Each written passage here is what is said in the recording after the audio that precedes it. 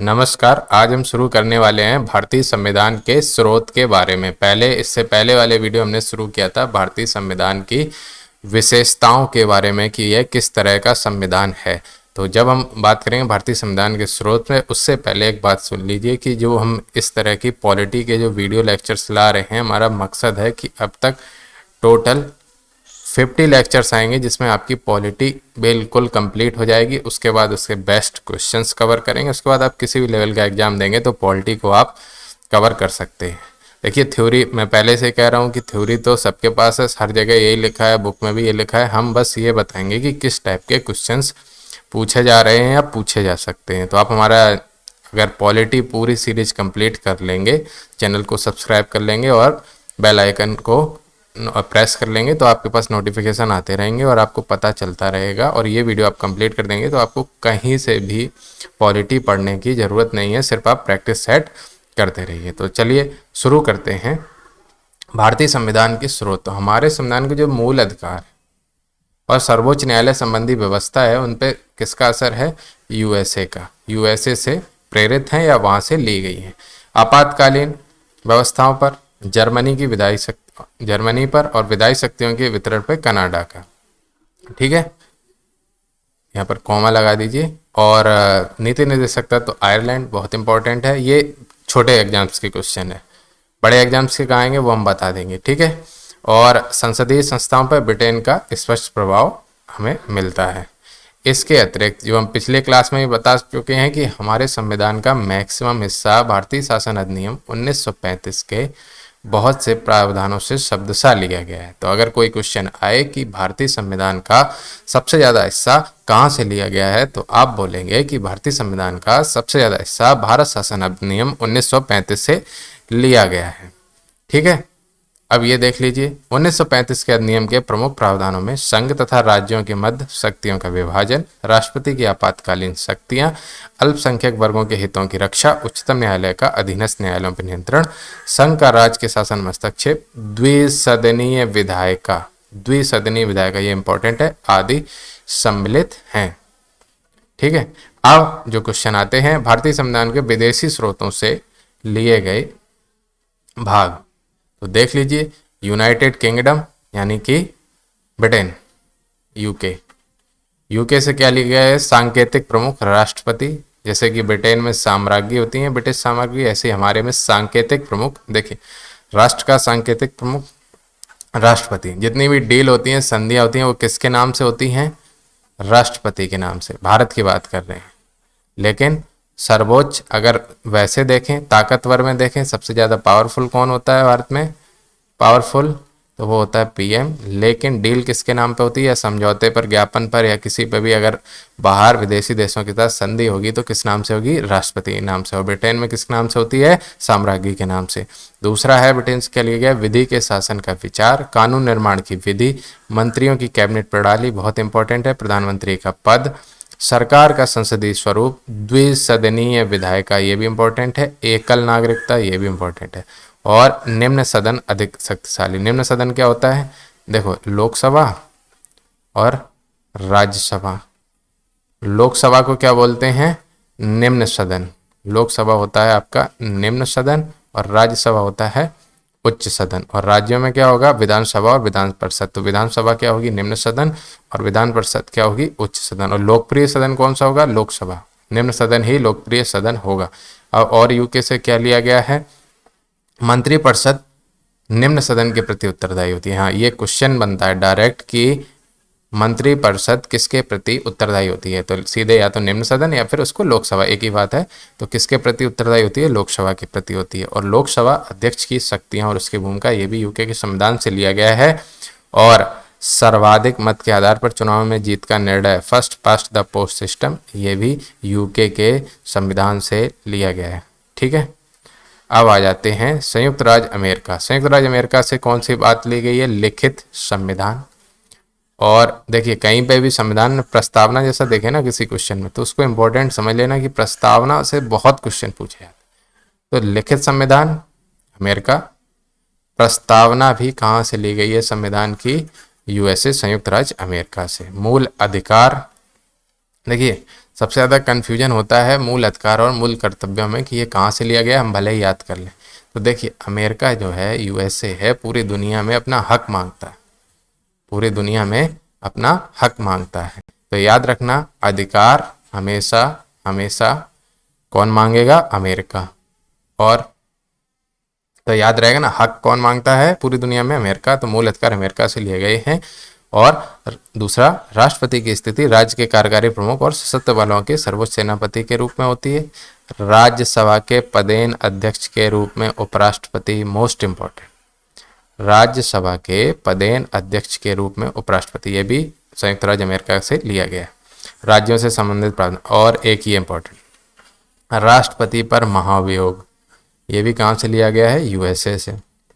उच्चतम न्यायालय न्यायपालिका की स्वतंत्रता, ये भी कहाँ से लिया गया है, ये भी लिया गया है आपका संयुक्त राज्य अमेरिका से। और न्यायिक समीक्षा की शक्ति, न्यायिक समीक्षा की शक्ति, ये भी कहाँ से लिया गया है, संयुक्त राज्य अमेरिका से। उच्चतम न्यायालय और उच्च न्यायालय के न्यायाधीशों की पदच्युति, मतलब उनको वहाँ से हटाना, ये भी कहाँ से लिया गया है, संयुक्त राज्य अमेरिका से। अब आगे देखते हैं ऑस्ट्रेलिया से क्या लिया गया है। ऑस्ट्रेलिया से क्या लिया गया है ये भी हमें चेक करना है। और थोड़ा सा चेंज करते हैं। हाँ, ऑस्ट्रेलिया से क्या लिया है, ऑस्ट्रेलिया से लिया है समवर्ती सूची का प्रावधान, प्रस्तावना की भाषा। समवर्ती सूची कहाँ से ली गई, ऑस्ट्रेलिया से। प्रस्तावना लिया गया है अमेरिका से। प्रस्तावना की भाषा कहाँ से ली गई है, ऑस्ट्रेलिया से। व्यापार वाणिज्य और समागम संबंधी प्रावधान भी कहाँ से लिए गए हैं, ऑस्ट्रेलिया से। अब आ जाते हैं यूएसएसआर, जो अब वर्तमान में हो गया है टूटकर रसिया। तो रसिया हमारा क्या है, मित्र। वो क्या निभाता है, दोस्ती का फर्ज या कर्तव्य। तो याद रखेंगे उससे कि मूल कर्तव्य। अमेरिका क्या जमाता है, हक, तो वो क्या मांगता है, मूल अधिकार। रसिया क्या है, हमारा मित्र, और उसके क्या है, हमारे प्रति कुछ कर्तव्य। तो याद रखना, मूल कर्तव्य। और प्रस्तावना में न्याय, सामाजिक, आर्थिक एवं राजनीतिक का आदर्श, न्याय का आदर्श। ठीक है। आयरलैंड, आयरलैंड में देख लो, राज्य की नीति निर्देशक तत्वों की अवधारणा आयरलैंड ने कहाँ से ग्रहण की, आयरलैंड ने स्पेन से ली, यह भी पूछ लेता है। आयरलैंड ने कहाँ से ली, स्पेन से। हमने कहाँ से ली, आयरलैंड से। राष्ट्रपति के निर्वाचन की विधि, क्योंकि आजकल ये निर्वाचन चल रहा है इसलिए बहुत इंपॉर्टेंट हो जाता है। राष्ट्रपति द्वारा राज्यसभा सदस्यों का नामांकन, ये भी आयरलैंड के संविधान से लिया गया है। आगे देखिए, फ्रांस से क्या लिया गया, फ्रांस से लिया गया है गणतंत्रात्मक शासन प्रणाली, गणतंत्रात्मक शासन प्रणाली, रिपब्लिक शासन प्रणाली। दक्षिण अफ्रीका, संविधान संशोधन की प्रक्रिया की अवधारणा, संविधान संशोधन की प्रक्रिया की अवधारणा। ठीक है। अब आ जाओ जापान। जापान कानून पसंद देश है। जापान के बारे में हम लोग सुनते हैं ना, सब कुछ टाइम से चलता है। तो जापान कानून पसंद देश है। इसके द्वारा चलता है विधि द्वारा स्थापित प्रक्रिया, वह विधि जिसके आधार पर उच्चतम न्यायालय कार्य करता है। जर्मनी का वायवर गणराज्य, आपातकाल के दौरान मूल अधिकारों का निलंबन, ये लिया गया है जर्मनी से। देखो कैसे याद रखेंगे, जर्मनी का तानाशाह कौन था, हिटलर। तो हिटलर जब निकलता था तो सब आपातकाल जैसी स्थिति पैदा हो जाती थी। तो आपातकाल कब कहाँ से लिया गया है, जर्मनी के वायमर गणराज्य से। ठीक है। अब आ जाते हैं कनाडा पर। कनाडा से एक मजबूत केंद्र के साथ संघीय योजना, केंद्र और राज्यों के बीच शक्तियों का विवरण, ये इंपॉर्टेंट है, क्वेश्चन डायरेक्ट आता है। केंद्र और राज्यों के बीच शक्तियों का विवरण कहाँ से, कनाडा से। अवशिष्ट शक्तियाँ केंद्र में नहीं, देखिए दोनों में वितरण है, ए और बी, घर में चलेगी आपकी भी और आपके पिताजी की भी, लेकिन अंतिम निर्णय केंद्र माने आपके पापा। तो ये है कनाडा। अब आते हैं संविधान की प्रस्तावना, जिससे एक क्वेश्चन प्रस्तावित है। संविधान की प्रस्तावना से क्वेश्चन आते ही आते हैं, कुछ पढ़ के जाइए ना जाइए, संविधान की प्रस्तावना चाहिए। इसमें कहते हैं, हम भारत के लोग भारत को एक संपूर्ण प्रभुता संपन्न समाजवादी पंथ निरपेक्ष लोकतांत्रिक गणराज्य बनाने के लिए तथा उसके समस्त नागरिकों को सामाजिक आर्थिक और राजनीतिक न्याय, सामाजिक आर्थिक और राजनीतिक न्याय। देखिए इसमें क्वेश्चन कैसे बनते हैं, पहले तो आ जाता है शब्दों का क्रम। तो समाजवादी, पंथ निरपेक्ष, लोकतंत्र, गणराज्य, 1 2 3। उसके बाद आता है सामाजिक आर्थिक न्याय, 4 5 6, राजनीतिक न्याय। ठीक है। विचार, अभिव्यक्ति, विश्वास, धर्म और उपासना की स्वतंत्रता, प्रतिष्ठा और अवसर की समता प्राप्त कराने के लिए तथा उन सब में व्यक्ति की गरिमा, राष्ट्र एकता और अखंडता सुनिश्चित करने वाली बंधुता बढ़ाने के लिए दृढ़ संकल्प होकर अपनी इस संविधान सभा में आज तारीख 26 नवंबर 1949 मिति मार्गशीर्ष शुक्ल सप्तमी संवत 2006 विक्रम संवत 2006 को एतत् द्वारा इस संविधान को अंगीकृत, अधिनियमित और आत्मार्पित करते हैं। तो देखिए, संविधान की प्रस्तावना से जो क्वेश्चन आते हैं, एक तो ये जो शब्द हैं उनका क्रम, जो 3 शब्द हैं वो कौन से संशोधन में जोड़े गए वो वाले शब्द, और उसमें क्या क्या शामिल है। जैसे क्वेश्चन पूछ लेंगे, क्या भारतीय संविधान की प्रस्तावना में सामाजिक निम्न में से कौन सी चीजें भारतीय संविधान की प्रस्तावना में नहीं है, तो क्वेश्चन में दे देगा सामाजिक न्याय, आर्थिक न्याय, राजनीतिक न्याय और लिख देगा चौथा तीनों हैं। तो तीनों है ना, हाँ, तो सामाजिक, आर्थिक, राजनीतिक न्याय तीनों है। ठीक है। इसके अलावा विचार, अभिव्यक्ति, विश्वास, धर्म, उपासना की स्वतंत्रता देता है, प्रतिष्ठा और अवसर की क्षमता देता है, और ये भी उन सब में व्यक्ति की गरिमा। तो क्वेश्चन दे देगा, क्या संविधान की प्रस्तावना में व्यक्ति की गरिमा का वर्णन है, तो आंसर है हाँ है। तारीख आपको पता है 26 नवंबर 1949, शुक्ल सप्तमी, विक्रम संवत पूछ सकता है तो 2006 को इस संविधान को अंगीकृत, अधिनियमित और आत्मार्पित करते हैं। और ये जो हम पढ़ रहे हैं ये मूल नहीं है, मूल में 3 शब्द गायब थे जो बाद में जोड़े गए। ठीक है। आगे देखिए, प्रस्तावना का शाब्दिक अर्थ होता है भूमिका अथवा प्रारंभिक परिचय, हम लोग जानते हैं। संयुक्त राज्य अमेरिका द्वारा सर्वप्रथम अपने संविधान में प्रस्तावना को अपनाया गया था। हम ऊपर पढ़ चुके हैं कि यूएसए ने सबसे पहले प्रस्तावना को अपनाया, और प्रस्तावना की भाषा कौन से देश से ली गई ये कमेंट सेक्शन में आप बताएंगे। अब आगे देखिए, भारतीय संविधान की प्रस्तावना का संबंध उसके उद्देश्यों, लक्ष्यों, आदर्शों पर आधारित है। ध्यातव्य है कि अन्य सभी उपबंध अधिनियमित किए जा चुके थे, उसके पश्चात प्रस्तावना को अलग से पारित किया गया, ये भी इम्पोर्टेंट है। निम्न में से कौन सा कथन सही है, उसमें लिख देता है। एक ऑप्शन ये भी हो जाता है कि प्रस्तावना को क्या अलग से पारित किया गया था, यस और नो, हाँ, सब अधिनियमित किए जा चुके थे, उसके बाद प्रस्तावना को पारित किया गया था। संविधान की प्रस्तावना संविधान सभा द्वारा 22 जनवरी 1947 को पारित उद्देश्य प्रस्ताव पर आधारित है। यह भी बहुत इंपॉर्टेंट है। 22 जनवरी 1947 को पारित उद्देश्य प्रस्ताव पर आधारित है। ये है आपका बहुत ही इम्पोर्टेंट। देखिए, आप हमारे वीडियो देखते जाइए, इसके बाद आप क्वेश्चन करेंगे, आप खुद समझ जाएंगे कि हाँ सब कुछ कवर है या नहीं है। और जिस टॉपिक पर आपको वीडियो चाहिए कमेंट कर दीजिए, उसके भी वीडियो जल्द ही आते रहेंगे। आगे देखिए, संविधान सभा के संवैधानिक सलाहकार BN राव, ये भी एक छोटा मोटा क्वेश्चन है। BN राव ने उपयुक्त प्रस्ताव के आधार पर प्रस्तावना का प्रारूप तैयार किया। ये छोटे एग्जाम का क्वेश्चन, वो बड़े एग्जाम का क्वेश्चन। प्रारूप समिति ने इस प्रारूप पर विचार किया तथा इसमें संविधान सभा के कार्यों के आखिरी चरण में इसे पारित किया तथा यह प्रावधानों के अनुरूप हो। भारतीय संविधान के प्रस्तावना की विशिष्ट भाषा ऑस्ट्रेलिया के संविधान से ली गई है। तो अगर कोई पूछे प्रस्तावना कहाँ से ली गई, फिर से तीसरी बार इसी वीडियो में बता रहे हैं, तो USA से। और प्रस्तावना की भाषा कहाँ से ली गई है ये हमने फिर से अभी पढ़ा है, ये कहाँ से है, ऑस्ट्रेलिया। समझ रहे, USA, AUS, इन्हीं में से हमारा भारतीय संविधान चालू हुआ है। प्रख्यात न्यायविद संवैधानिक विशेषज्ञ AN पालकीवाला ने प्रस्तावना को संविधान का परिचय पत्र कहा। संविधान का परिचय पत्र किसने कहा? AN पालकीवाला ने। तो एक आ सकता है वन लाइनर, कहीं पे भी PCS वगैरह में मिल जाता है कि प्रस्तावना को संविधान का परिचय पत्र किसने कहा, तो आंसर है AN पालकीवाला ने। अब आते हैं कुछ अन्य महत्वपूर्ण तथ्य। हाँ, इससे क्वेश्चन PCS में या इससे ऊपर भी एग्जाम में बन जाते हैं। प्रस्तावना की प्रकृति न्यायोचित नहीं है, अर्थात इसकी व्यवस्थाओं को न्यायालय में चुनौती नहीं दी जा सकती है। इसकी व्यवस्थाओं को न्यायालय में चुनौती नहीं दी जा सकती है। ठीक है, ये आपको याद रखना है। प्रस्तावना की प्रगति न्यायोचित नहीं है, अर्थात इसकी व्यवस्थाओं को न्यायालय में चुनौती नहीं दी जा सकती।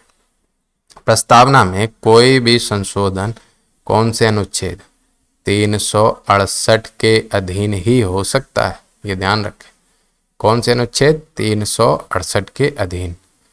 अब तक प्रस्तावना को केवल एक बार, कितनी बार संशोधन हो? एक बार, वो भी कौन सा? 42वें संविधान संशोधन अधिनियम, सन याद रखो 1976, और 3/1/1977 को इसको संशोधित कर पहले पैरा में 2 शब्द समाजवादी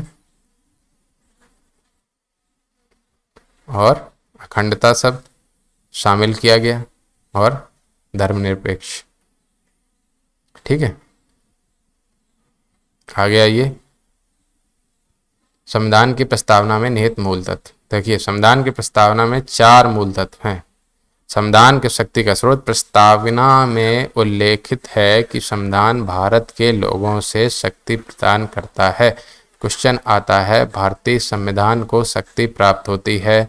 ऑप्शन है उच्च सदन, निम्न सदन, राष्ट्रपति, और चौथा ऑप्शन है लोग।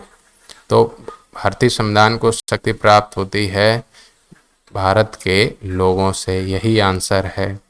भारत एक संप्रभु, समाजवादी, धर्मनिरपेक्ष देश है। संविधान का उद्देश्य पूछ लेगा तो न्याय, समता व बंधुता। संविधान लागू होने की तिथि सबको याद है, 26 नवंबर 1949, उसमें बताने की जरूरत नहीं है। अब एक क्वेश्चन ही आ जाता है, वो सीधा सीधा है कि क्या प्रस्तावना संविधान का भाग है या नहीं है। तो प्रस्तावना संविधान का अंग है या नहीं है, पहले विवाद का विषय रहा था। बेरूवरी वाद, सन याद रखना है आपको, बेरूवरी वाद 1960 में न्यायालय ने कह दिया कि प्रस्तावना जो है वो संविधान का अंग है नहीं। लेकिन केशवानंद भारती, जो केरल के बहुत फेमस संत थे, 1973 में उन्होंने कहा कि कोर्ट में जब उन्होंने अपना रुख रखा तो कोर्ट ने सुना और कहा कि प्रस्तावना संविधान का अभिन्न अंग है। ठीक है, 1960 जो पहले बेरूवरी वाद हुआ उसमें उन्होंने कह दिया कि प्रस्तावना जो है संविधान का अंग नहीं है। लेकिन 1973 केशवानंद भारती, जिनकी अभी हाल ही में 1-1.5 साल पहले मृत्यु हो गई है, केरल के थे संत, उनके विवाद में 1973 में सर्वोच्च न्यायालय ने माना कि प्रस्तावना संविधान का अभिन्न अंग है। ठीक है, तो प्रस्तावना की निर्वाचन एवं संशोधन से जुड़े प्रमुख वाद, उनके बारे में आप देख लेते हैं। बेरूवरी वाद 1960, तो उच्चतम न्यायालय ने कहा 1960 वाले में, देखिए अभी की बात नहीं हो रही है, 1960 में उच्चतम न्यायालय ने कहा कि प्रस्तावना संविधान में निहित सामान्य प्रयोजनों को दर्शाता है, अतः यह संविधान निर्माताओं के मस्तिष्क को समझने की कुंजी है।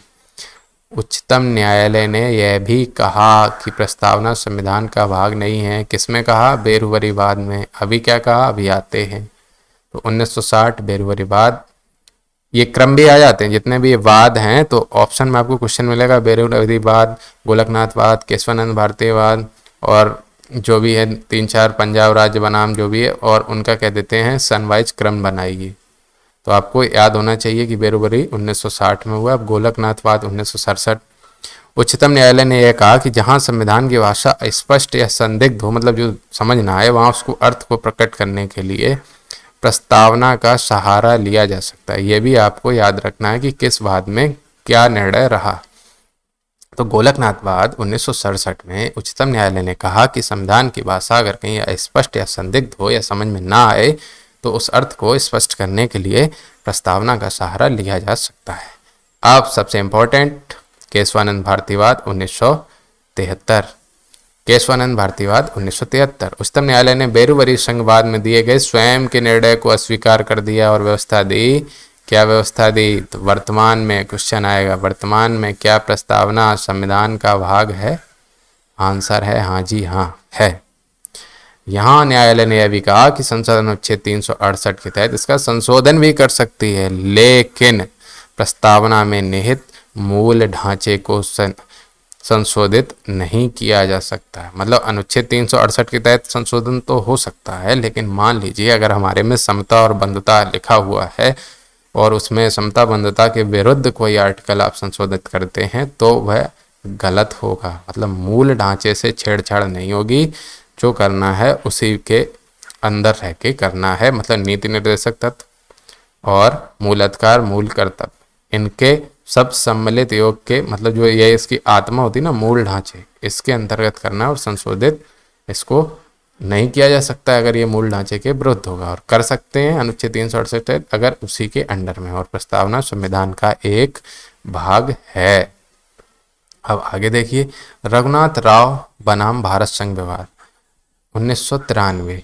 तो उच्चतम न्यायालय ने क्या बातें कही? प्रस्तावना शक्ति का स्रोत नहीं है, विधि की शक्ति का स्रोत विनिर्दिष्ट अनुच्छेद ही हो सकता है। प्रस्तावना विधानमंडल की शक्तियों पर प्रतिबंध आरोपित करने का स्रोत नहीं है। संविधान के संदिग्ध तथा द्व्यर्थी उपबंधों का अर्थ स्पष्ट करने के लिए प्रस्तावना उपयोगी है। तो इसका मतलब ये हुआ, प्रस्तावना किसी चीज में बाधक नहीं है, लेकिन वो आपको समझ नहीं आ रहा है कि हमें किस सेंस में, मतलब आपकी नीति किस हिसाब से होगी, आप प्रस्तावना से समझ सकते हैं। अब आ जाते हैं एक और बात, SR बम्बईवाद 1994। इसमें कहा गया कि प्रस्तावना संविधान का अभिन्न अंग है। सरकार का प्रजातांत्रिक स्वरूप, संघीय संरचना, राष्ट्रीय एकता, अखंडता, धर्मनिरपेक्षता, समाजवादी स्वरूप, सामाजिक न्याय और न्यायिक पुनरावलोकन की शक्ति इसकी मौलिक संरचना में सम्मिलित है या निहित है। SR बम्बईवाद 1994 में कहते हैं कि प्रस्तावना संविधान का अभिन्न अंग है। सरकार का प्रजातांत्रिक स्वरूप, संघीय संरचना, राष्ट्रीय एकता, अखंडता, पंथ निरपेक्षता, समाजवादी स्वरूप, न्यायिक सामाजिक न्याय, न्यायिक पुनरावलोकन की शक्ति इसकी मौलिक संरचना में सम्मिलित है। आगे देखते हैं, लास्ट वाद है LIC ऑफ इंडिया वाद 1995। इसमें भी कहा गया है कि प्रस्तावना संविधान का आंतरिक हिस्सा है। ठीक है, अब संविधान में आए हुए कुछ प्रमुख शब्द हैं, उनके बारे में सुन लेते हैं कि किस शब्द का क्या अर्थ है। संपूर्ण प्रभुत्व संपन्न, संपूर्ण शब्द का प्रभुत्व संपन्न संप्रभु का आशय हम पहले भी बता चुके हैं कि किसी के अंडर में ना होना, अपनी आंतरिक या विदेश नीति का निर्णय स्वतंत्र रूप से लेना। तो संप्रभु शब्द का आशय भारत अपने आंतरिक तथा बाह्य मामलों का निर्धारण करने के लिए स्वतंत्र है, हमने बताया। यद्यपि वर्ष 1949 में भारत ने राष्ट्रमंडल की सदस्यता स्वीकार कर ली और ब्रिटेन को इसका प्रमुख माना, तथापि राष्ट्रमंडल एवं संयुक्त राष्ट्र की सदस्यता किसी भी तरह भारतीय संप्रदाय को प्रभावित नहीं करती, क्योंकि वह एक सांकेतिक मात्र है। हमें उनसे कोई विशेष लेना देना नहीं है, बस सांकेतिक तौर पर हमने सदस्यता ग्रहण कर ली और हमें अपने आंतरिक बाह्य निर्णय लेने पर स्वतंत्र हैं। और आगे देखिए, एक संप्रभु राज्य होने के नाते भारत किसी विदेशी सीमा का अधिग्रहण अथवा किसी अन्य देश के पक्ष में अपनी सीमा के किसी हिस्से के दावा छोड़ सकता है। जैसे अभी क्या हुआ था, बांग्लादेश पर बॉर्डर पे विवाद था। विवाद क्या था, जैसे नदियां दो बह रही हैं, तो नदियां क्या अपना रास्ता बदल लेती हैं, तो जो सीमा मानी जाती है उनके ठीक बीच में मानी जाती है। अब क्या हुआ, मान लो नदी ये वाली यहाँ से सूख गई, शिफ्ट हो गई और इस तरफ आ गई, मान लो इंडिया की तरफ आ गई, तो अब इसके बीच की सीमा तो ये हो गई, तो ये विवाद होते हैं। इन विवादों को निपटाने के लिए भारत और बांग्लादेश में समझौता हुआ, कुछ दावे भारत ने छोड़े और कुछ को अधिग्रहण किया। ठीक है, तो ये संप्रभु राज्य हो तभी तो कर पाए स्वयं में निर्णय। ठीक है, अब आगे देखते हैं, दूसरा शब्द है समाजवादी। मूल प्रस्तावना में समाजवादी शब्द का उल्लेख था ही नहीं। ठीक है, था ही नहीं। इसे कब जोड़ा गया? 42वें संविधान संशोधन 1976 में। ठीक है, क्योंकि संविधान हमारे देश को किसी विशिष्ट आर्थिक संरचना के साथ नहीं जोड़ता है। मतलब ना तो हम पूंजीवादी देश हैं, ना समाजवादी देश। हम कैसे देश हैं? हम मिश्रित अर्थव्यवस्था वाले देश हैं, इसलिए हमारे में पहले ये था ही नहीं, लेकिन 1976 में 42वें संविधान संशोधन में इसको जोड़ा गया। ध्यान देने योग्य बात क्या है कि भारतीय समाजवाद लोकतांत्रिक समाजवाद है, ना कि साम्यवादी समाजवाद। साम्यवादी समाजवाद जैसे चीन और रसिया में है, जिसे राज्याश्रित समाजवाद भी कहा जाता है। इसमें देखिए, साम्यवाद में क्या होता है, उत्पादन और वितरण के सभी साधनों का राष्ट्रीयकरण और निजी संपत्ति का उन्मूलन। मतलब निजी संपत्तियां उनके हाथ में होती हैं साम्यवाद में, और हमारे में क्या है, निजी संपत्तियों का उन्मूलन है और सभी साधनों का राष्ट्रीयकरण है राज्याश्रित समाजवाद में। और हमारे में क्या है कि कुछ का राष्ट्रीयकरण है, कुछ निजी हाथों में भी है, और ये क्या है, लोकतांत्रिक समाजवाद। अब लोकतांत्रिक समाजवाद वस्तुतः मिश्रित, देखिए अभी हमने बताया ना, मिश्रित अर्थव्यवस्था में आस्था रखता है, जहाँ सार्वजनिक व निजी क्षेत्र साथ साथ मौजूद होते हैं। भारत का जो समाजवाद है वो मार्क्सवाद और गांधीवाद का मिला जुला रूप है, जिसमें गांधीवादी ये क्वेश्चन ही आता है, जिसमें गांधीवादी समाजवाद की ओर ज्यादा झुकाव है। पंथ निरपेक्ष, पहले भी हम बता चुके हैं, पंथ निरपेक्ष का मतलब है धर्मनिरपेक्ष। इसका ये मतलब नहीं है कि भारत में किसी भी धर्म के अन्याय होने पर आपका विरोध किया जाएगा या किसी भी धर्म को माना नहीं जाएगा। इसका सीधा सीधा अर्थ है कि आप किसी भी धर्म को मानने के लिए स्वतंत्र हैं और आचरण और अपना धर्म का प्रचार करने के लिए भी स्वतंत्र हैं, बशर्ते वो अनुचित तरीके का उपयोग ना हो। 1974 में उच्चतम न्यायालय ने भी स्पष्ट किया कि संविधान निरपेक्षता पंथ निरपेक्ष राज्य की परिकल्पना करते थे, इसलिए उन्होंने अनुच्छेद 25 से 28, ये भी याद रखना है, को जोड़ा था। ठीक है, तो ये जो बाद में जोड़े गए ना पंथ निरपेक्ष जैसे शब्द, उन्होंने पहले ही कह दिया था अनुच्छेद 25-28 में कि इसे लिखने की जरूरत ही नहीं है, जब दे तो दिया कि धार्मिक स्वतंत्रता की आज़ादी, सब कुछ, आवादपूर्ण विचरण करने की आज़ादी, अपने धार्मिक संस्थाओं का प्रचार करने के लिए कुछ भी, सब तो अनुच्छेद 25 से 28 में समाहित थे। तो ये 42वें संविधान संशोधन अधिनियम 1976 द्वारा प्रस्तावना में फिर भी ये सब जोड़ दिया गया। फर्क क्या पड़ा? कुछ भी नहीं। पहले अब खुद ही कहते हैं सभी लोग कि अब भारत में वो धार्मिक कट्टरता आ गई है, लेकिन आपने तो 1976 में 42वें संविधान संशोधन में शब्द जोड़ दिया था कि पंथ निरपेक्ष। तो अगर शब्द जोड़ने से हो जाता अच्छा, तो 1976 से पहले तो धार्मिक समरसता थी, अब तो धार्मिक कट्टरता बढ़ रही है। तो शब्द जोड़ने से कुछ नहीं होता। शब्द में इसमें जोड़ दो कि दुनिया का सबसे अमीर देश, प्रस्तावना में जोड़ दो, तो क्या अमीर देश हो जाएगा? नहीं होगा। इसलिए संविधान निर्माताओं ने पहले से ही सोच समझ के संविधान बनाया था, उसमें ये संशोधन करने की जरूरत ही नहीं थी प्रस्तावना में। आगे देखिए लोकतंत्रात्मक। तो लोकतंत्रात्मक में संविधान की प्रस्तावना में एक लोकतांत्रिक राज्य व्यवस्था की स्थापना की गई है और सर्वोच्च शक्ति, संविधान हमारी शक्ति कहाँ से ग्रहण करता है? सर्वोच्च शक्ति जनता। यहाँ पर सब कुछ जनता का, जनता के द्वारा, जनता पर शासन है। For the people, of the people, by the people. तो लोकतंत्र के दो प्रकार, प्रत्यक्ष व अप्रत्यक्ष। प्रत्यक्ष लोकतंत्र, जिसमें लोग अपनी राजनीतिक एवं प्रशासनिक शक्तियों का प्रयोग प्रत्यक्ष रूप से करते हैं, जैसे कि स्विट्जरलैंड में। लेकिन हमारा क्या प्रत्यक्ष लोकतंत्र है? नहीं है। हमारा क्या है? अप्रत्यक्ष लोकतंत्र है। इसमें हम क्या करते हैं? हम चुनते हैं अपने प्रतिनिधि को, हमारे प्रतिनिधि अपनी शक्तियों का प्रयोग प्रत्यक्ष रूप से करते हैं। तो इनडायरेक्टली हमारे बात सुनी जाती है। हमने किसी नेता को चुना, उस नेता ने प्रत्यक्ष रूप से अपनी शक्तियों का प्रयोग किया। तो भारत का लोकतंत्र अप्रत्यक्ष लोकतंत्र है। तो ये देखिए, दूसरी ओर अप्रत्यक्ष लोकतंत्र में लोगों द्वारा चुने गए प्रतिनिधि जनता की ओर से सर्वोच्च शक्ति का प्रयोग करते हैं तथा सरकार चलाते हुए कानूनों का निर्माण करते हैं। इस प्रकार के लोकतंत्र को प्रतिनिधि लोकतंत्र भी कहा जाता है। यह भी दो प्रकार का होता है, एक होता है संसदीय और एक होता है अध्यक्षीय। भारतीय संविधान में प्रतिनिधिक संसदीय लोकतंत्र की व्यवस्था है, रिप्रेजेंटेटिव पार्लियामेंट्री डेमोक्रेसी की व्यवस्था है, जिसमें कार्यपालिका अपनी सभी नीतियों और कार्यों के लिए विधायिका के प्रति जिम्मेदार होती है। तो ये क्वेश्चन एक ये बनता है कि कार्यपालिका सभी नीतियों और कार्यों के लिए किसके प्रति जिम्मेदार होती है? तो आपका आंसर है विधायिका के प्रति जवाबदेह होती है। वयस्क मताधिकार, सामयिक चुनाव, विधि की सर्वोच्चता, न्यायपालिका की स्वतंत्रता व भेदभाव का अभाव भारतीय राज्य व्यवस्था में निहित लोकतांत्रिक लक्षण हैं। ठीक है, अब देखो, संविधान के प्रस्तावना में लोकतंत्र का प्रयोग व्यापक अर्थों में किया गया है, जिसमें न केवल राजनीतिक लोकतंत्र बल्कि, अभी हमने बताया ना, न केवल राजनीतिक लोकतंत्र बल्कि सामाजिक व आर्थिक लोकतंत्र को भी शामिल किया गया है। सामाजिक व आर्थिक लोकतंत्र का मतलब समझ रहे हैं कि जो वितरण है धन का या लाभ का, वो सभी वर्गों में बराबर हो। मतलब वित्तीय या राजनीतिक, जैसे मतलब अपने यहाँ पे क्या होता है, आरक्षण होता है ना कुछ सीटों पर कि ये सीटें रिजर्व है, महिला रिजर्व है, ओबीसी रिजर्व है, SC ST रिजर्व है। तो वो आरक्षण क्यों है? क्योंकि उनको राजनीतिक लोकतंत्र भी मिले और सामाजिक लोकतंत्र भी मिले, क्योंकि उनका भी प्रतिनिधित्व समाज में होना चाहिए ना। तो वो सामाजिक लोकतंत्र को बढ़ाने के लिए ऐसा हम करते हैं। आर्थिक लोकतंत्र में क्या है, जैसे सार्वजनिक वितरण प्रणाली है कि कोई भी भूखा ना सो, सबको समान अवसर मिले। दो लोग हैं, एक जैसी स्थिति में एक अमीर है एक गरीब है, तो दोनों को समान अवसर मिले, फिर उसके बाद आप लोगों की मेहनत, आपकी किस्मत कि आप कहाँ तक पहुँचते हैं। लेकिन मौके तो बराबर मिलने चाहिए। ऐसा नहीं होना चाहिए कोई फॉर्म निकला तो वो अमीर ही भरें और गरीब ना भर पाए। इसीलिए तो गवर्नमेंट के जो फॉर्म्स होते हैं वो सस्ते होते हैं, प्राइवेट वालों के महंगे होते हैं।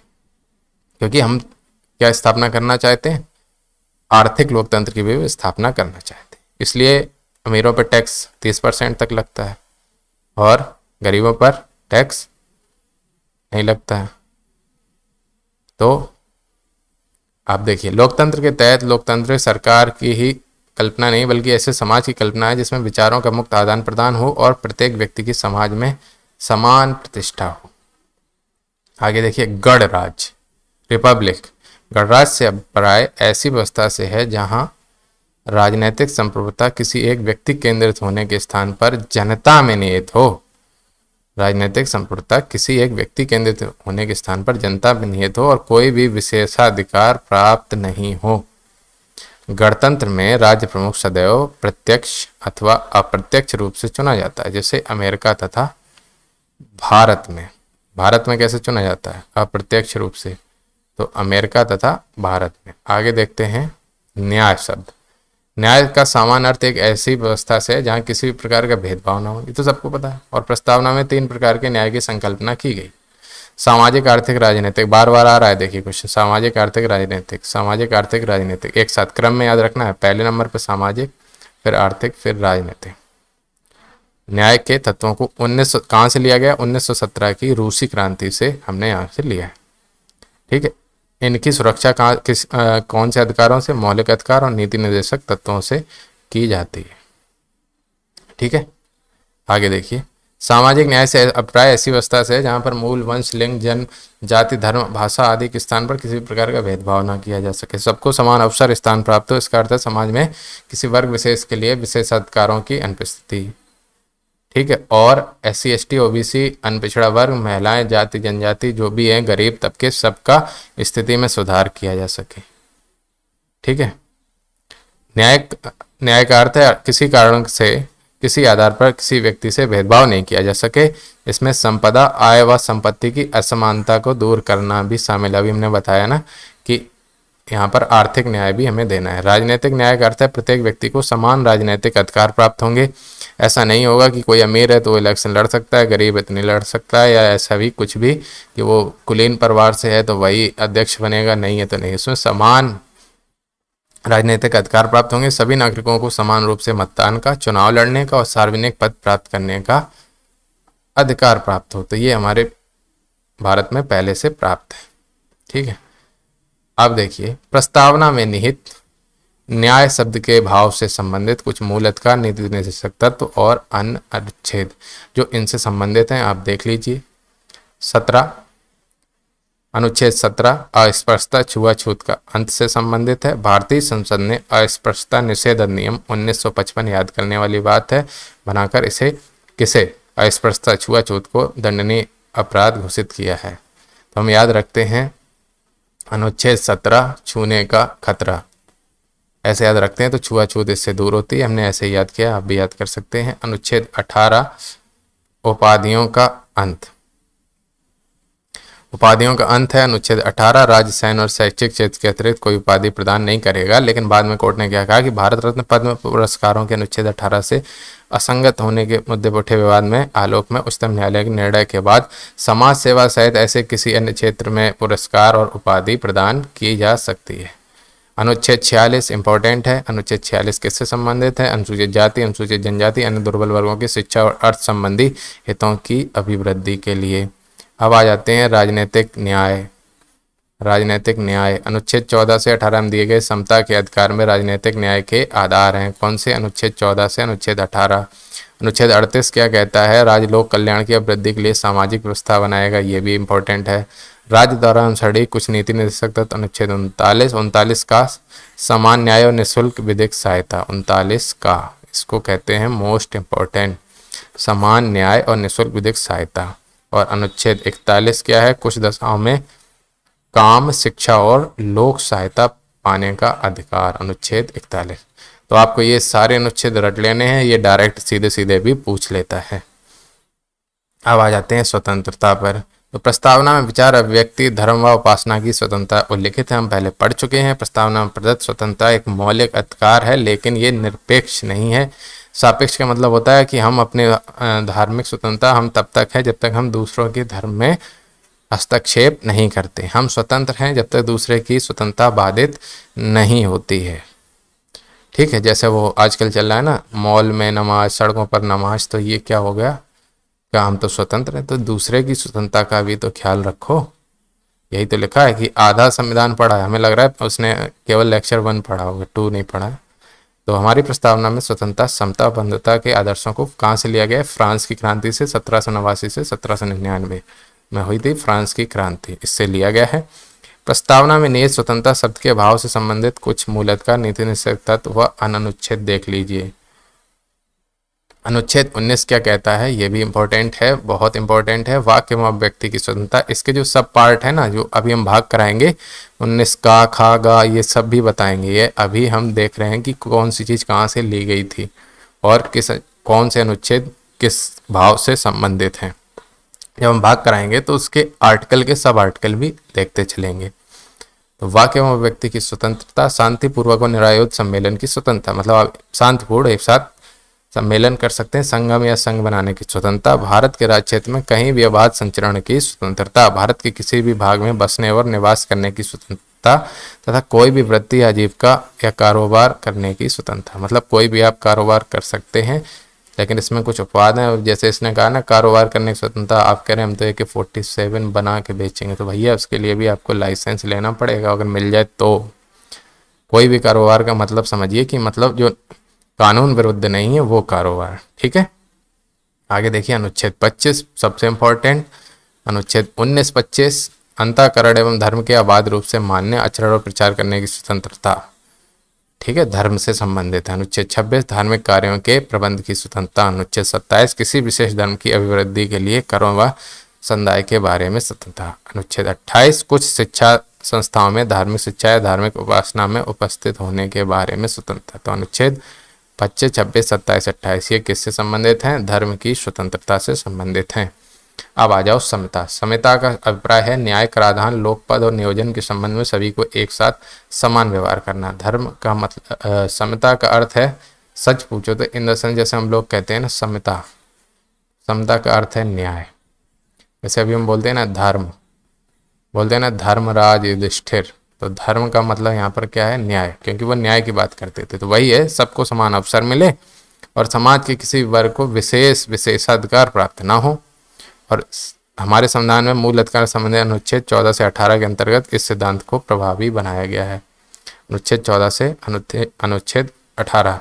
अनुच्छेद 17 भी हम बता चुके हैं क्या है अस्पृश्यता। 18 क्या है? उपाधियों का अंत।